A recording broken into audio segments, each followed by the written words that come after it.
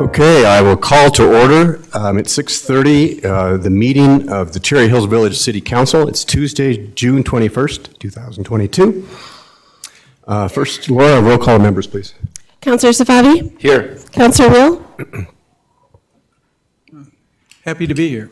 Councillor Brown? Here. Councillor Gallagher? Here. Councillor Sheldon is absent. Councillor Blum? Here. If we could stand for the Pledge of Allegiance, please.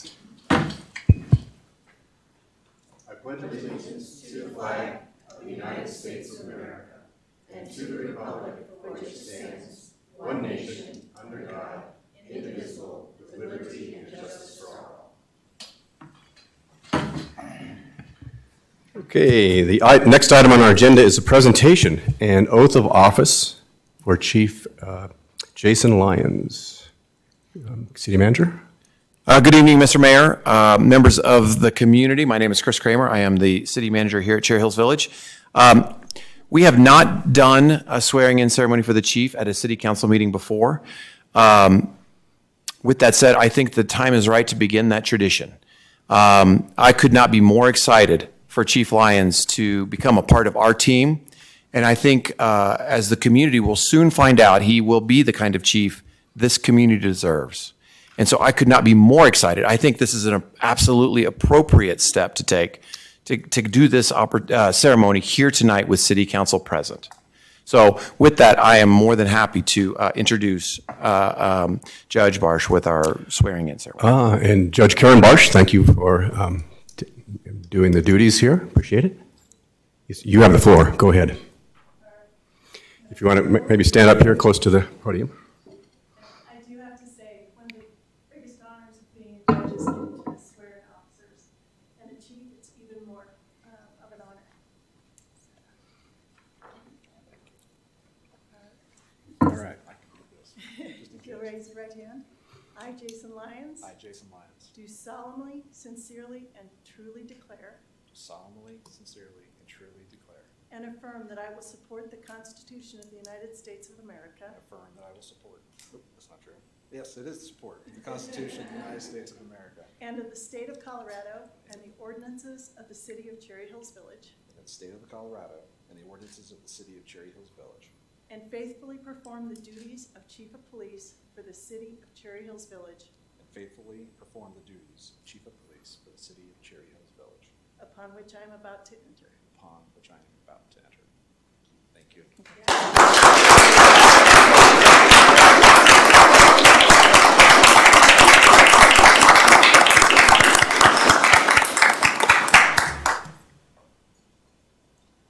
This could be my last night as your chief of police.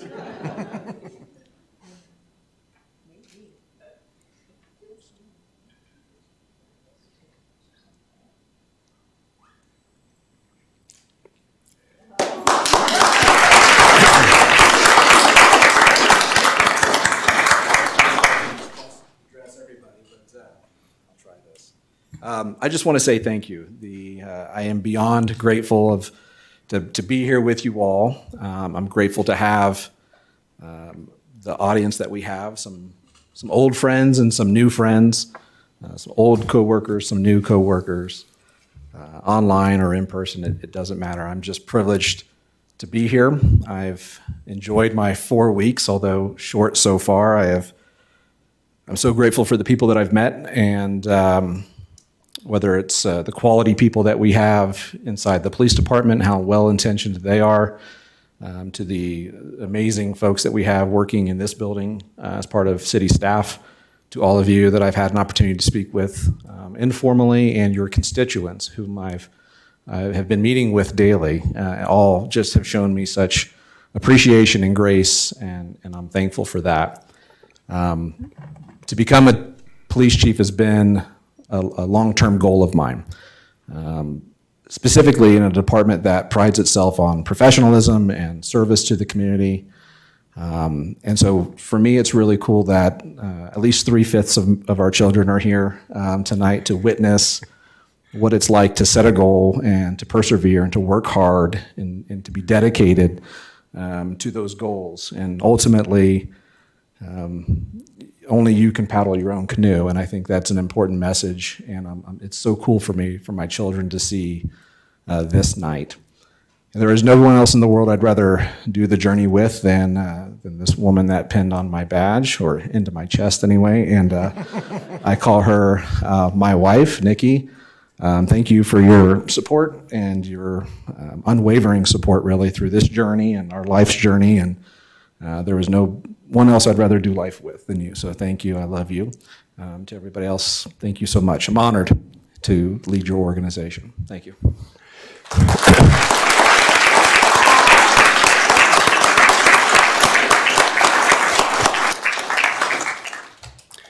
Thank you, Chief Lyons. It's a privilege for us to have you here, and we really appreciate it. All that you've already brought to our city and that you will bring to our village. Thank you very much. Next, audience participation. Russell, if the audience is here for that and they want to leave, they can. Okay. Oh, If audience members want to leave, because if their item is over, they certainly are welcome to. yeah, of course, if anybody wants to, you're welcome to stay if you wish, you're certainly welcome, or you're welcome to go. I see you're talking to, that's fine, that's absolutely appropriate. Thank you all for coming. A little nudge sometimes, right? Yes. What's that?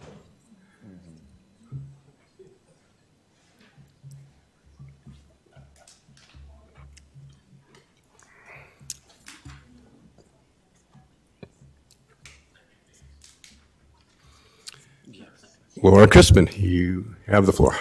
Laura Chrisman, 18 Cherry Lane Drive. I just thought I would update the council on the petition that is being distributed for signature. For the record, that is a petition to put on the ballot an amendment to the charter where a vote of the citizens is required before the city were to sell, transfer, or gift public trails, parks, or open lands. Open space, excuse me, I misspoke. I guess I should say it's just going great. And I expect to submit to Laura, the petitions early next week. So I would like to coordinate with you just to make sure that we are doing everything the way you would like it done. And that is all, and thank you very much. Thank you. Anyone else? No one else has signed up. Anybody else? I'll give them the opportunity. Gone. Next, reports from city boards and commissions. Any reports? No. You don't have to. Yes, the land preserve, of course. Of course, it's us, right? Good evening to everybody, and thanks for letting us speak this evening. We've been told we have 10 minutes or less, so I'll make it snappy. Up on the board, as you can see, or on the screens, we wanted to present to you just sort of an update for what we're doing with Quincy Farm, and just let you know it is truly a new day at Quincy Farm, and we're very excited to be working in collaboration with the city staff. So Chris and Emily have been meeting with us, and we've been getting quite a lot done, and we've been meeting monthly and here, and it's been great. We're working out a whole bunch of wonderful thoughts and ideas and suggestions, and we're following our MOU, which you so graciously signed us to be part and parcel with the city and as your partner. So anyway, and I'm sorry I keep going up and down on the microphone. So bottom line is I just wanted you to know that per the MOU, we were supposed to be, and we decided that we would work with the city on a monthly basis to keep everything rolling forward. We also stated that we would raise community awareness of Quincy Farm, which we are doing every day, but also we have established an ambassador program. So I got Nancy Wolf, who you probably, many of you know, who used to be a partner with me at the real estate office, to help me and spread the word through signing and finding people who we feel are leaders in the community, who can spread the word much more readily and quickly in combination with us. So then also the public access. So we had promised to meet with Colorado Open Lands, and we are pleased to announce that we've had 2 meetings so far. One was here with Chris and Emily and the staff of Colorado Open Lands, Cheryl and Chelsea. And we are also the board. The second meeting was many of the board members went to a gala that was held for Colorado Open Lands, and we interacted with many of the people there, and it was very informative. And the third meeting is tomorrow. So Chris will be out of town, but Emily will be part of that Zoom call or WebEx call, and we'll be speaking with a number of people, the CEO, Tony, and another board member, and possibly one of the staff. We're not sure at that point whether Cheryl will be there or not. So, and in addition, I wanted you to know that we are delighted to have 2 new board members. So one is Earl Holen, who you are all very familiar with, and we are absolutely over the moon thrilled to have him. And the second one is a woman that you may not know very well, but she is a rock star, and her name is Megan Walsh. And Megan comes to us, and she brings negotiation, decision-making, organizing skills, planning, and problem-solving, and she brings diversified international, background and encompasses disciplines that we need within the board of Cherry Hills Land Preserve. She also has an interior design, architectural design background, and architect design background, and she's just really unbelievably great. So we're thrilled to have her. Welcome Megan Walsh. And so now without further ado, I'm going to introduce to you, as you know her, I'm sure, is Kathy Fessler, who's going to go over all of our programs and some of the fun things we're having happen at Quincy Farm. Thanks a lot. Thank you. Thank you. Good evening. Could you go to the next slide? We have some programs that we've had done. We've gone through 9 programs already, and we have more coming up. We have been raising awareness. We increased our list by 10%, almost 100 names on. So we're always working on getting more and more people aware of what's happening at Quincy Farm. Some of our 2023 programs are turning out really well. We have some really, really strong partners that are going to bring a lot of community in, and we're really excited about that. We've done a few things. Jeff Roberts helped with cleaning out the lean-to. I don't know if you're familiar with that on the property.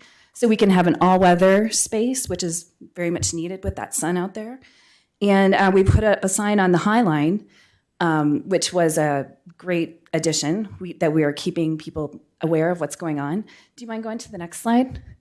I just want to highlight a program that we had last weekend, which was a goat yoga and walkabout at Quincy Farm. And you can see some of the pictures there. And if you don't mind tapping on the video. Oh my God. Oh, you just need a This was all of us going down the High Line with 17 goats. How did you sign up for this? Oh, we didn't. We literally walked over there and they were like, you want to... So it was an absolute delight, and we had smiles from everyone coming and going, and it was a great day because we had people coming off the High Line to find out more about what was going on in Quincy Farm. So that's a little bit of what's going on right now. And then I'm going to have Earl come up and talk about public access. Thank you. Thank you.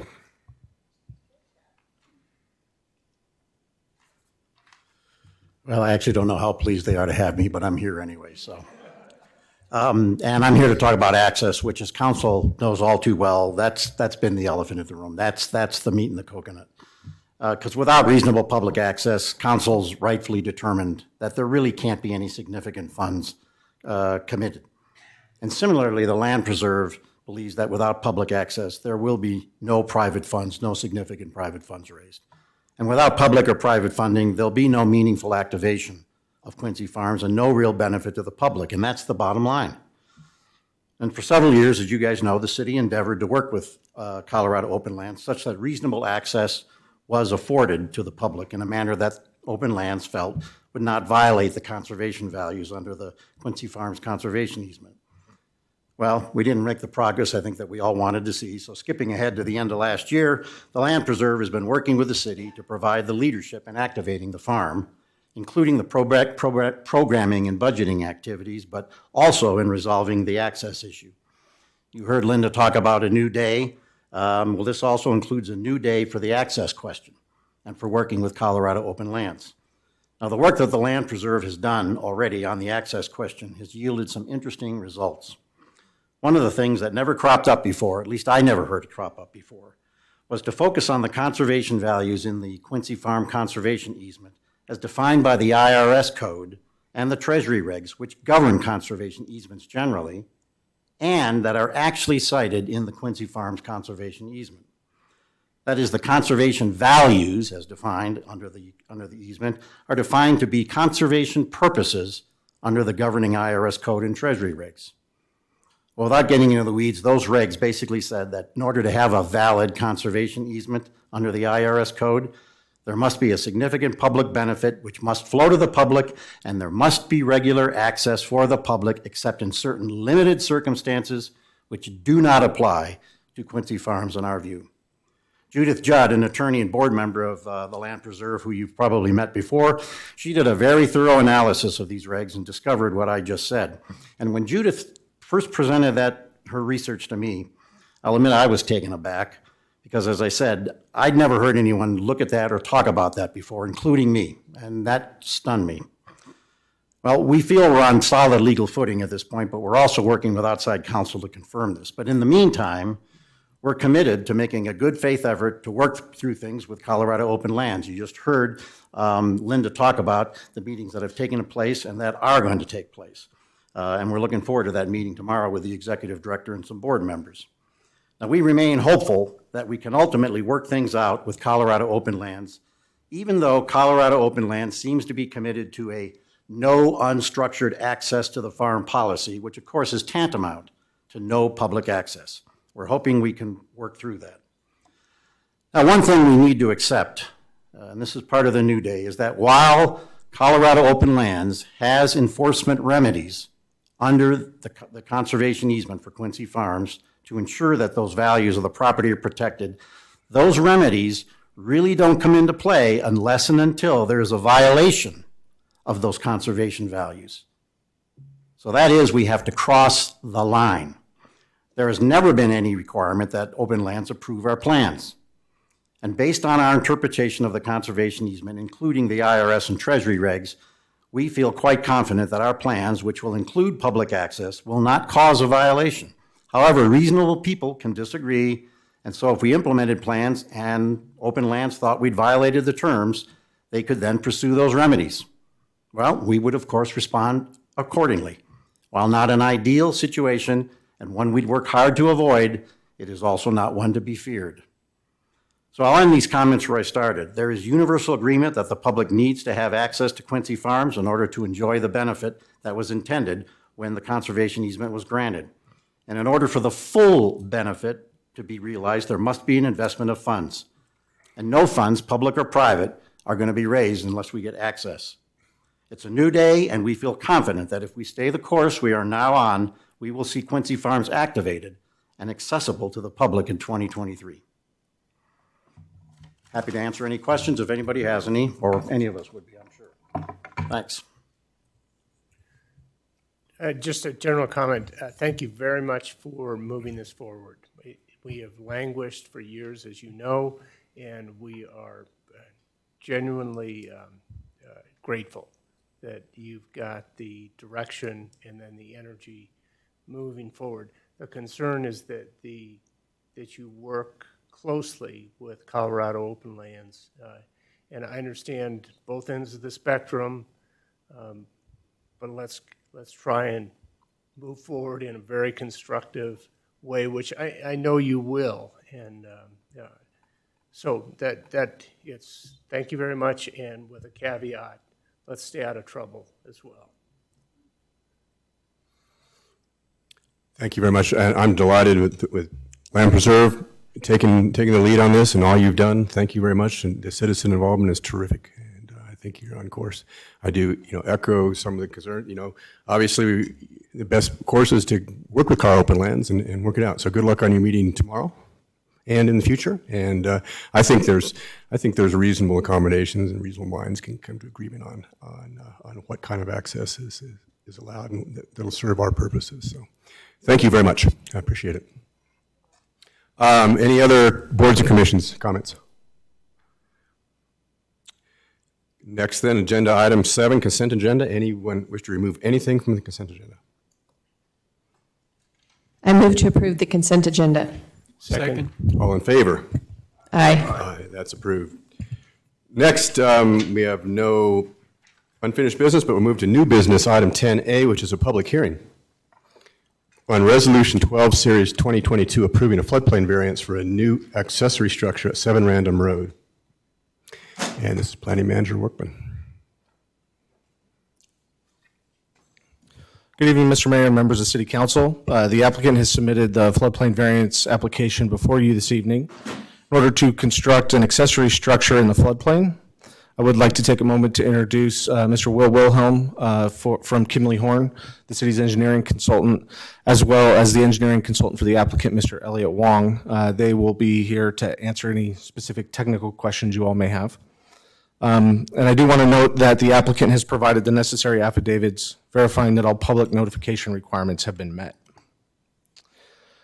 Before we get into the specifics, would like to take a moment to talk a little bit about some of the terminology that you'll hear as part of the discussion this evening.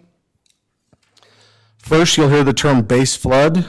That means a flood having a 1% chance of being equaled or exceeded in any given year. Another term you will hear is base flood elevation. That's the elevation of surface water resulting from a flood that has a 1% chance of equaling or exceeding that level in any given year. You'll hear the term floodplain, which is any land area susceptible to being inundated by floodwaters from any source.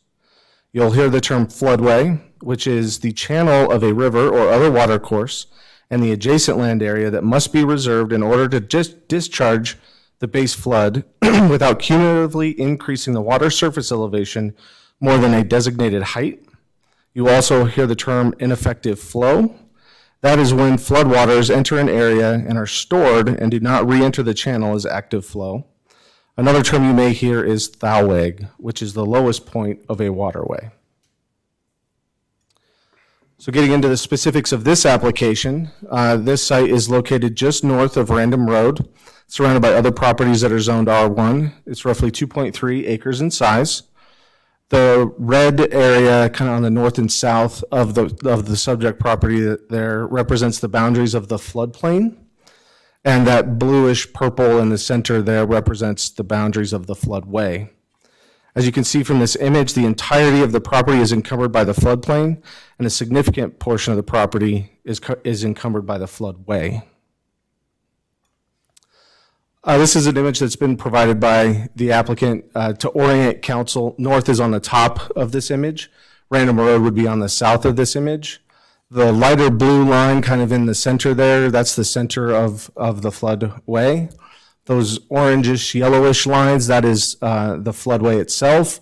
And then the darker blue line on the south side of the image and off the image to the north, those are the boundaries of the floodplain. There's a reddish orangish rectangle in the top left corner. That's the general location where this new accessory structure would be proposed. Taken directly from the applicant's narrative, the applicant would like to demolish the existing detached garage and replace it with a larger 25 by 44 or 1,100 square foot structure. More structurally, more modern building, the proposed replacement building will be a prefabricated, engineered, all-steel structure anchored to a cast-in-place concrete foundation.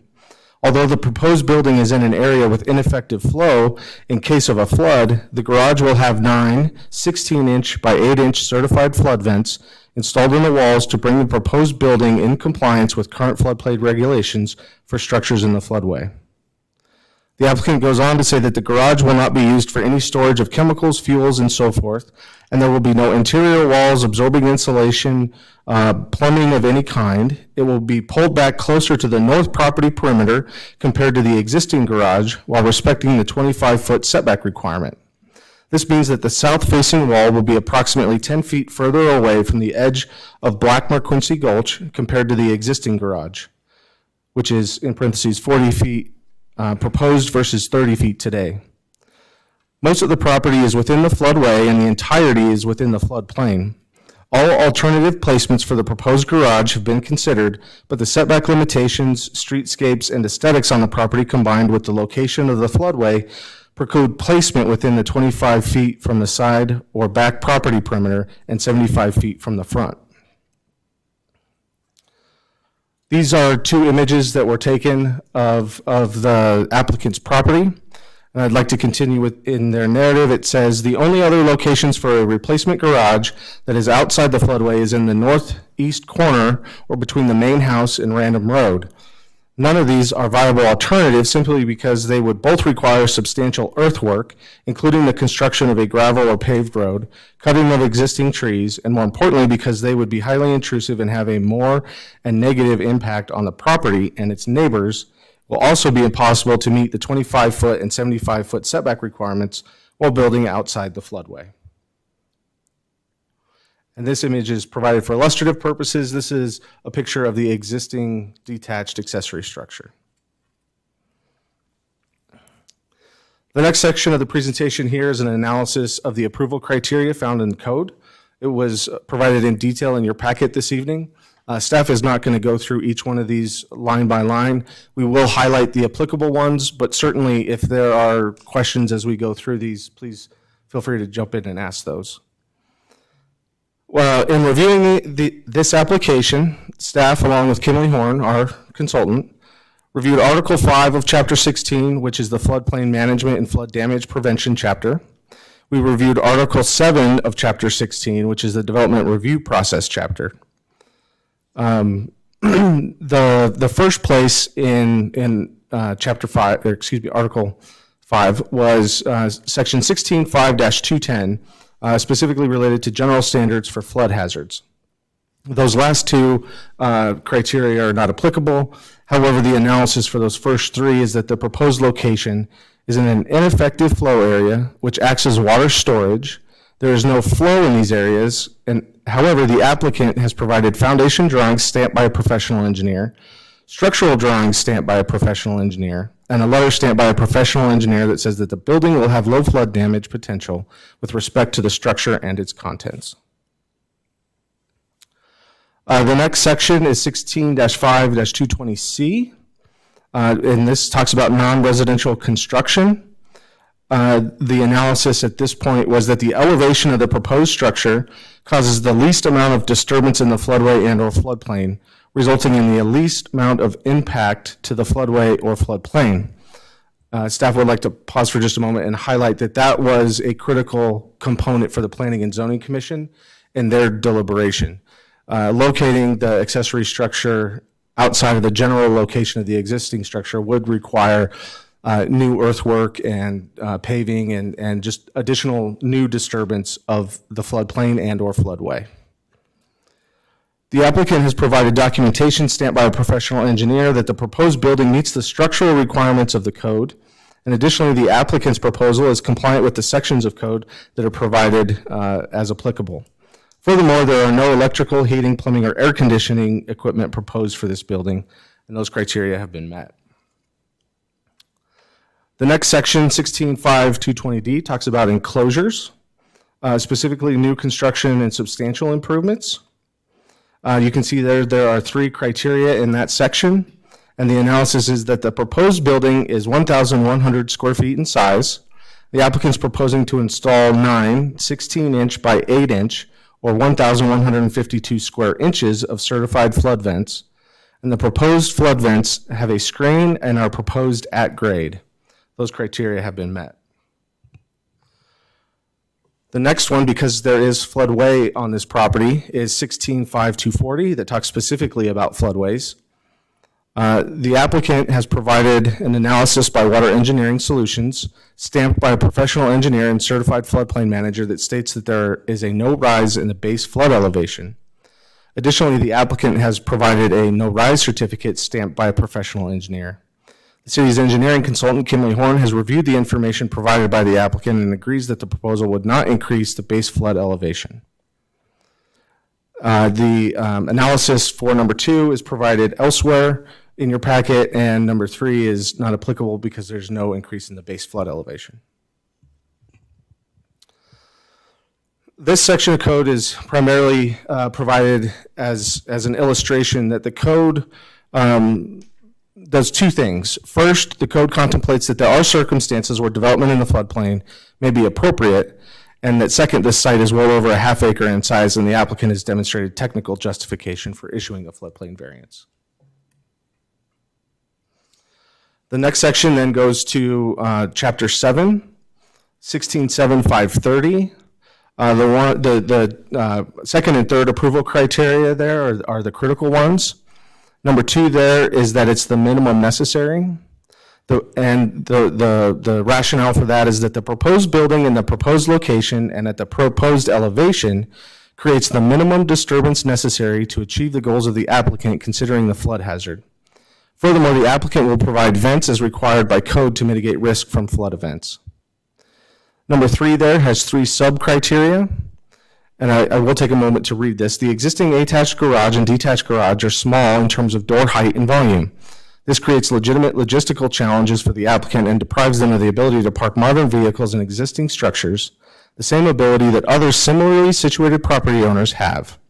It is staff's opinion that failing to grant this floodplain variance would result in an exceptional hardship because the entirety of the property is encumbered by the floodway and or floodplain, leaving the applicant without a viable location to construct a new detached structure without pursuing a floodplain variance. The denial of the request would deprive the applicant of the ability to construct a detached structure, which is an ability other similarly situated property owners have. The applicant has provided a no-rise certification that the BFE, the base flood elevation, will not increase as a result of this project.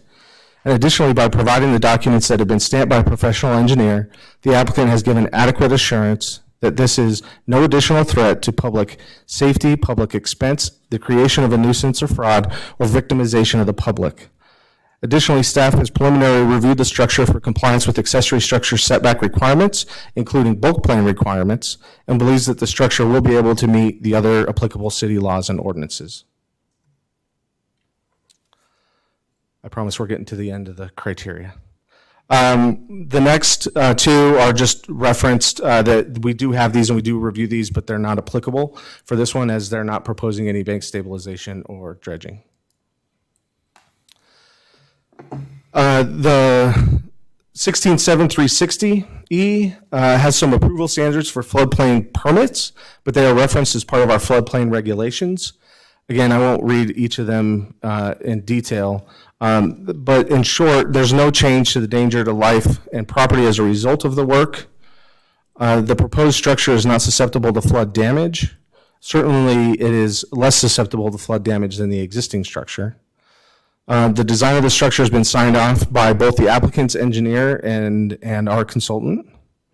An accessory structure in support of a primary structure is compatible with the underlying use of the property.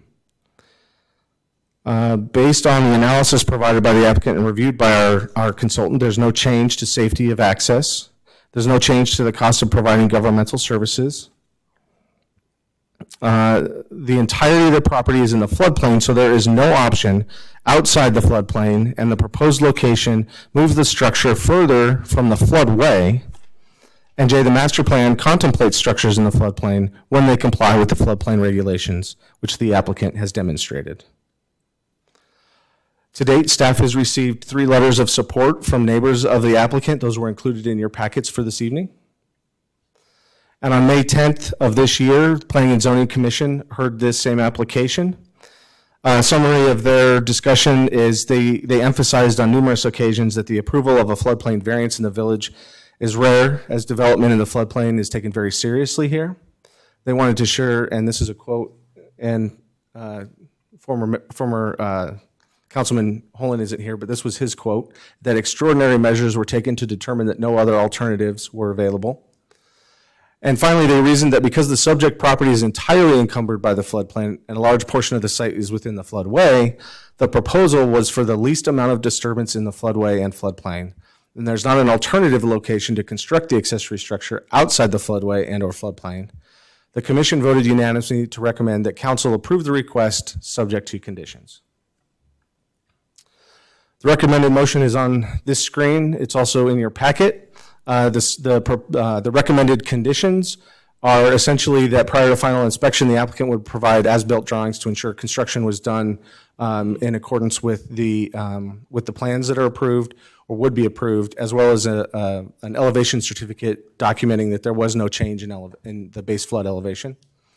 The second is that if the applicant does want to, or anybody else in the future wants to make improvements like air conditioning, interior walls, insulation, electrical, that kind of stuff, that they have to get permits from the city, and in accordance with our floodplain regulations, those improvements have to be designed and located so as to prevent water from entering or accumulating within the components during conditions of flooding. And the second is related to the storage of chemicals, including but not limited to oil, gas, fertilizer, antifreeze, and other hazardous materials. They would not be allowed to do any of that at or below 2 feet from the proposed concrete slab of the garage, which is based on the engineering analysis of how much water may be expected in the ineffective flow area. So that will conclude staff's presentation. Again, I'm available for any questions you might have, and I may have to rely on some of the technical experts as well. So, thank you. Okay, this is a public hearing, but I'll ask for staff, or for questions for staff first from council. Councilor Blum? Yes, Dr. Workman, we can call you now. That was quite a dissertation and an education on this. I want to make a couple of comments, and I've got a question. It looks like the house is right in the center of the floodway, the way I read this. And I think you've addressed that, the fact that it's already there, existing. And when this house was built, it was built in the floodway. And what's the history behind building a house in a floodway? Because there's no new structures. And I don't know how old the house is, or was it prior to our adoption of the code? That's correct. It was constructed before the village had floodplain regulations. Okay. Question on the garage. It's a garage, so there'll be no storage of chemicals or anything else. Is it a two-car garage, one-car garage? What's the intent of using the garage, do you know? The intent is to essentially primarily store vehicles, SUVs and trucks. I believe it's a 3-bay garage. Is that right? 3-bay. The last question I've got, I think you did a great job analyzing this, is the driveway. How is the garage access? Is there a bridge over the actual floodway here? How do they access the garages, I guess my question. Bridge would be probably overstating it. It's a culvert with dirt on top of it. And there is a no-rise certificate. I think it's well done. I think a lot of work was gone on this, and I would definitely support this resolution. I want to thank the applicant, the engineers who put this together, staff, outstanding job in your analysis, and it makes our job a whole lot easier when you guys come to us with this quality of presentation. Thank you. I just have one question about the third condition, storage of chemicals, et cetera, et cetera.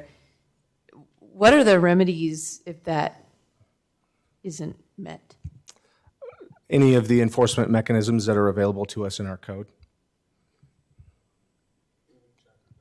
Including if there was no compliance after contact revoking the floodplain permit, or the floodplain variance and Which would permit. then mean what? They would have to remove the structure. Okay. Because obviously the concern is that I'm sure that this applicant knows full well that that's part of the agreement. 30 years from now, when the house is sold to someone else and they've stored all of their, fertilizer products and there's a flood and now we have a, contamination issue. Yeah, like that's, I'm just, I'm concerned that people forget. So, okay, thank you. Councilor Wheel. Thank you, Mr. Mayor. Excellent presentation. I'd echo the comments of my colleagues and no questions. Thank you. Any questions, Councilor Swaby? No questions. All right, then I have 7:10. I'll open the public hearing. And if there are any signups?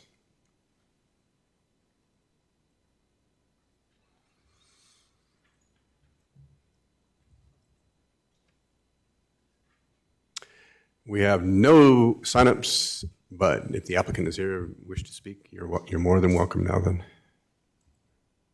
Or not, it's up to you. It's up to you if you want to, you're welcome to. If not. My name's L.A. Wong. Go ahead and come up, please, to the. Thank you. You bet. For the invite, I appreciate that. I'm representing the applicant. He's out of the country, so, and I really don't have much to add. The presentation was fantastic, given by staff.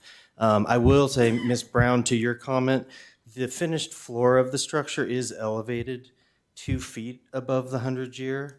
So if that is an added, sense of comfort for you, that definitely would put it in the 500-year flood realm in order for that to be, for the garage to flood and those chemicals or whatever's stored to be discharged into the waterway. So other than that, that's all I have. Thank you. Thank you. And then I take it no questions for the applicant then? If not, I'll close the public hearing at 7:11 and then open it up for a motion. I move to approve Resolution 14, Series 2022, a resolution to approve a floodplain variance for a new accessory structure at 7 Random Road, subject to the following conditions. Number 1, prior to the final inspection for the proposed building, the applicant shall provide the city with as-built drawings, including an elevation certificate, to ensure that construction of the garage was consistent with the approved plans. Number 2, the applicant and subsequent owners of the subject property may not install any electrical, heating, ventilation, plumbing, or air conditioning equipment, interior walls, or insulation, or other service facilities without prior written approval of the city and proof from the applicant that they have been designed and located so as to prevent water from entering or accumulating within the components during conditions of flooding.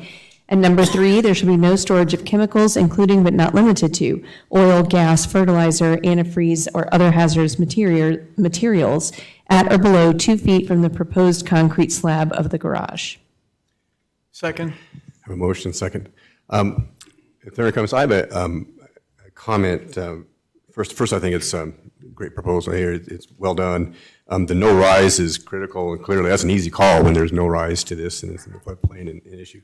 But my only thought was, I know our floodplains were developed at a time when the Highline Canal could not be considered as part of the drainage. I wonder, has nothing to do with this application, but I wonder some future day if engineering proposals will take into account the detention facilities of the Highline Canal, which would really change, I think, some of the floodplain areas here. I don't know if you've... I certainly think that's possible if we were to make improvements and then work with Mile High Flood District to record those improvements in an effort so they could then model the new floodplains.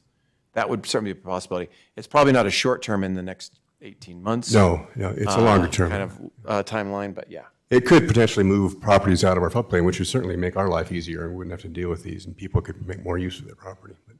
But, my only question too is on the motion. I'm trying to read over the number 3. I just at or below 2 feet from the proposed concrete slab. I can't figure that out. Is it 2 feet below the proposed concrete slab, or from it? Sounds like is it just me? But I don't see how. I'm not understanding where they could put their can of gasoline. The intention is to have it be from the top of the concrete slab, 2 feet of a buffer, and then above that would be eligible for the storage of those sorts of things. Couldn't store it at it. It has to be 2 feet above. Correct. The Is there a way to word it, just to say there's 2 feet, must be stored 2 feet above the concrete slab? Is that more clear? There is, but I think you would need an amended motion. Yeah, Yeah, but you could Yeah, say 2 yeah. or more feet. yeah.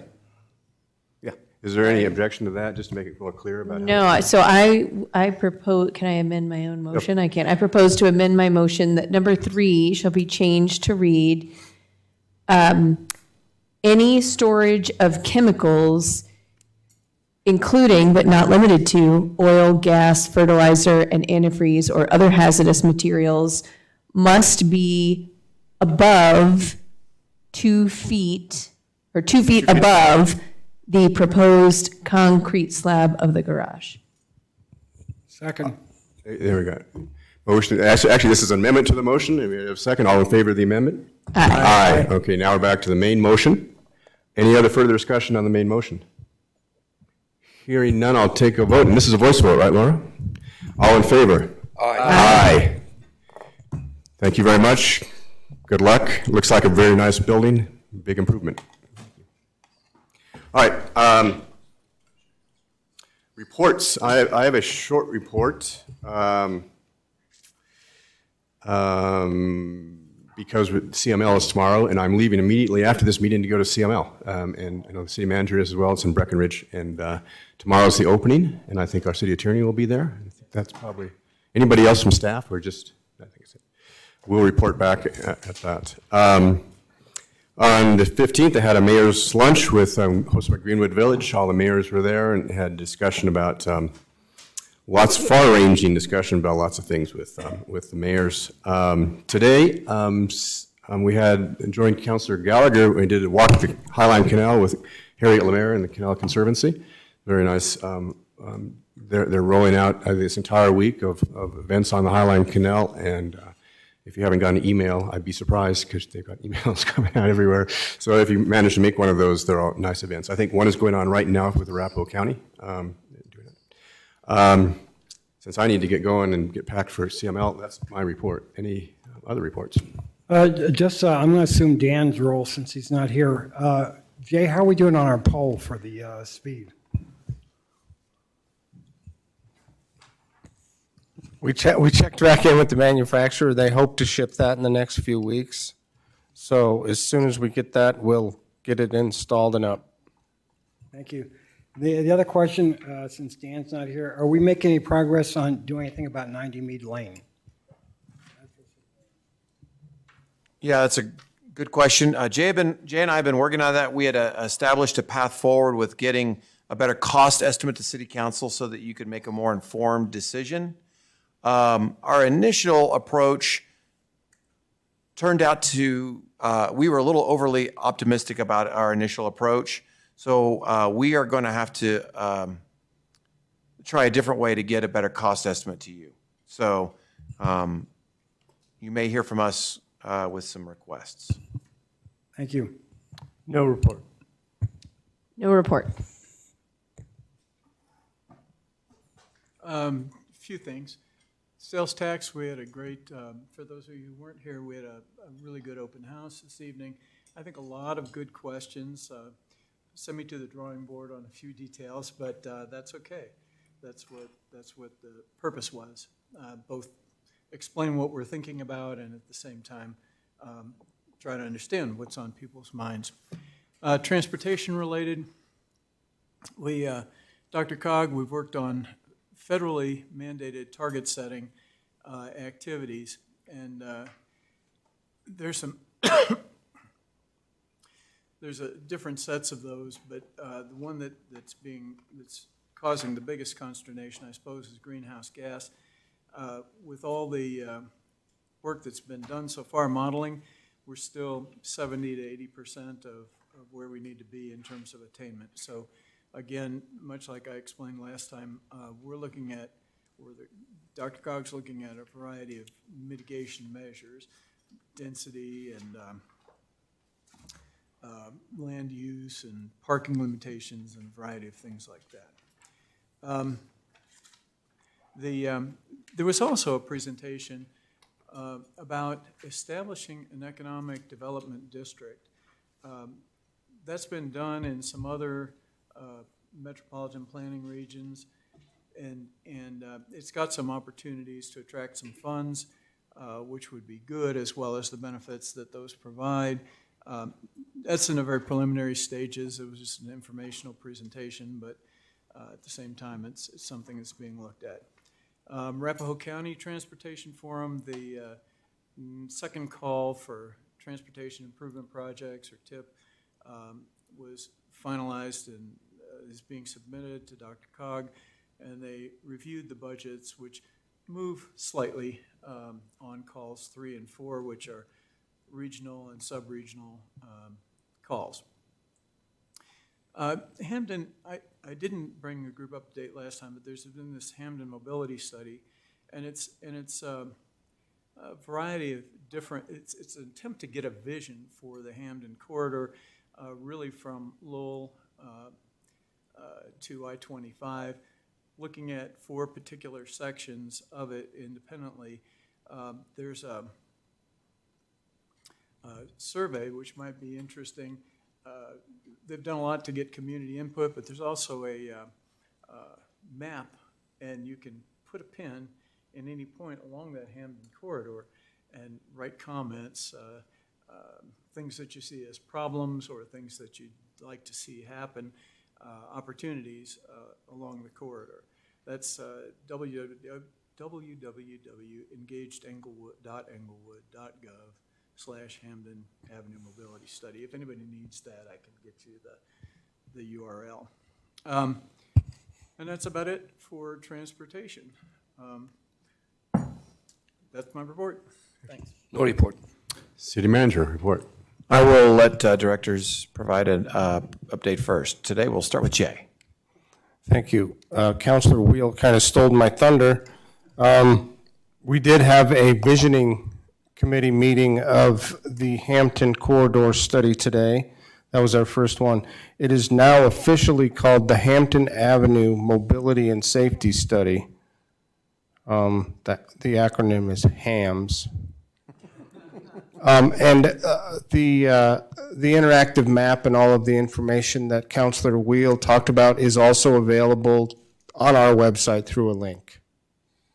So if you go to our website, that link's right there. It's got some great information, and like Councilor Wheel said, it's very interactive. You can just touch the map or put your pointer, and you can put any comment you want. It'll ask you what to categorize it. Is it a comment about traffic? Is it a comment about pedestrians, bicycles, safety? So it's really well thought out, and so we're moving forward with that. Jay, let me ask you a question. What are they looking at? Because with all the limitations along Hampton, when you get up by Colorado Boulevard and then going west under Broadway, there's all kinds of physical limitations as to what they can do. Are they talking about any resolutions to that, or are there considerations? Because to me, it seems like that's $1 billion project. Yeah, everything's still on the book, and the way we're doing this is each section will be taken separately.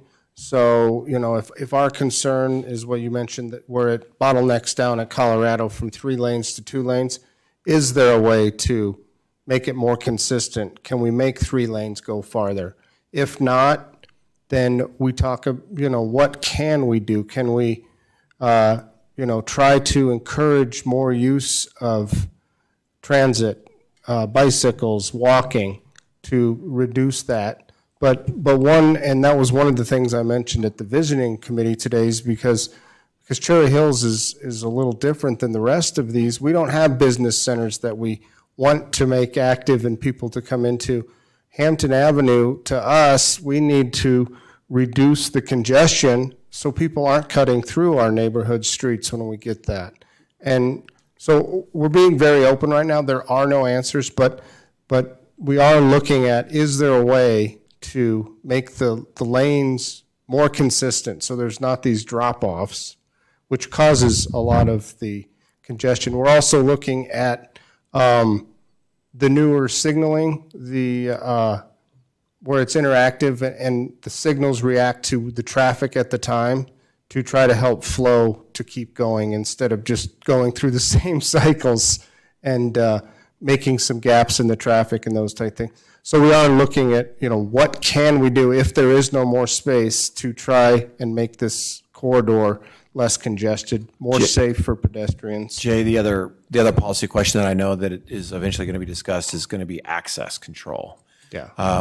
There are some sections of Hampden that have not very much access, and some sections that have an abundance of access. And if you think about the part that goes through downtown Inglewood, not only is there access across the median, so full movement access at every intersection, signalized full movement access at every intersection, that leads right into one of the biggest congestion points at Santa Fe.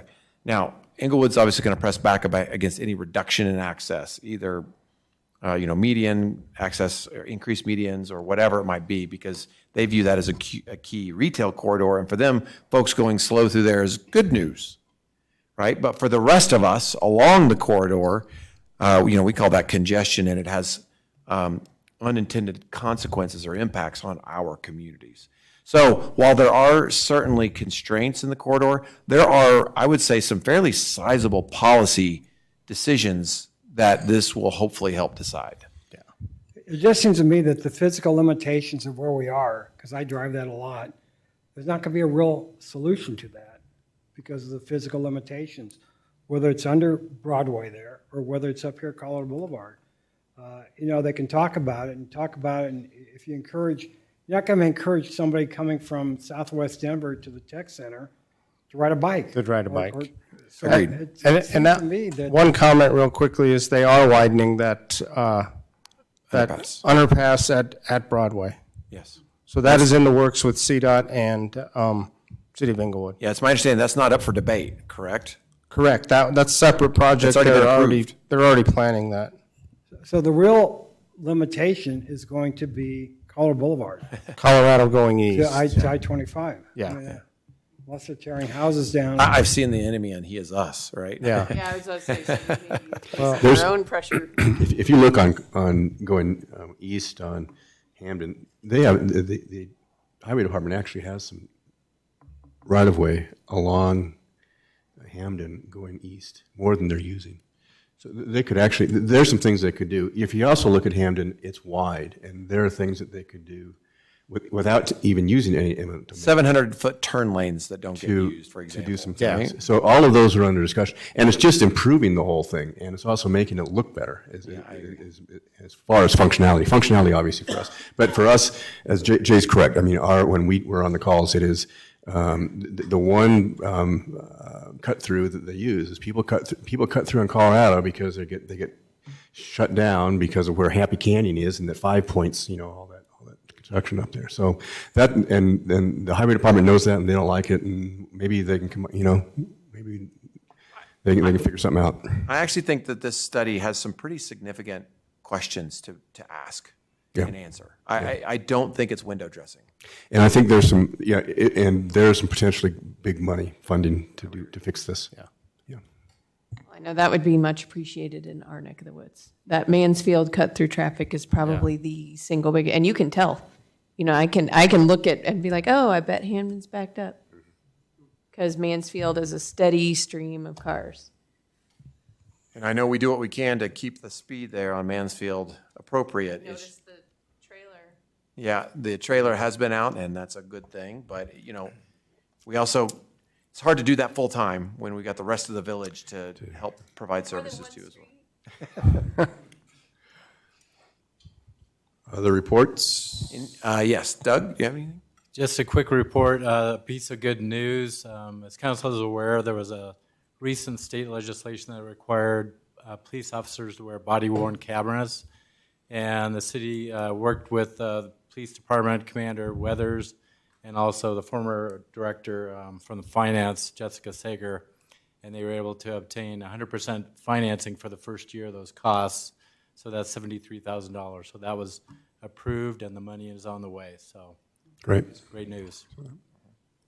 That's all for my report. Real quickly, we won't see you all before 4th of July, so happy 4th of July. Please come back with all 10 fingers and toes. Wanted to give an update. we are still in the active process of hiring Ethan's replacement. We had our first interview for that position today. I think I'm optimistic about where we're headed with that and in short order. That is certainly a priority of mine, and I believe it's Chris's as well, because it's just such a critical function, a critical position to the function we provide in terms of the customer service we give to our residents. And then just the last update for me is last week we had a study session with Planning and Zoning Commission related to the master plan and some draft language for goals and action strategies for all chapters of the document. And there's inevitably wordsmithing to be done and some refining and some sharpening and all that kind of stuff. But all the feedback we've heard is Planning and Zoning Commission is really pleased with where that's at. And so we are going to bring a study session item here in the next couple months this summer to you all to give you an update of where we are at in that process. But we are very pleased with where we're at so far. And that's it. Again, Council, two things. One, just want to reaffirm and declare my appreciation for your support with my appointment. I'm, again, humbled to be your chief of police. Secondly, just a quick update on a conversation or discussion had at our last council meeting related to downed branches and limbs. I've reviewed the code. The language is very clear. There are a couple applicable ordinances around that issue. Our code enforcement officers will begin that campaign tomorrow.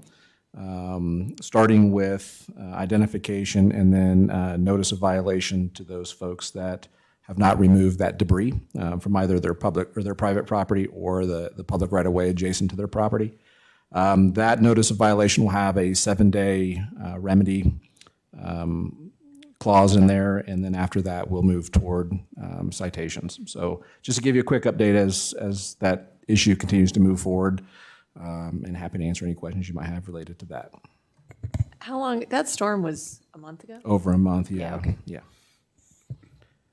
I think the city's been quite patient with that issue. I just have a couple of items, not a lot of reports tonight. As the mayor mentioned, we'll be heading out for CML. There's actually some really good sessions that I think are very appropriate for Cherry Hills Village. I think the CML is doing a good job of having more small community sessions. It's really helpful. Next week, a couple of heads up. The state of the county is on a breakfast on Wednesday morning. If you are interested in attending, let Laura know. Today is the deadline for purchasing tickets. So if you're interested, I'll be going as well. So I know that the county has not done this kind of event very much, and so they certainly appreciate any partnerships that we can provide.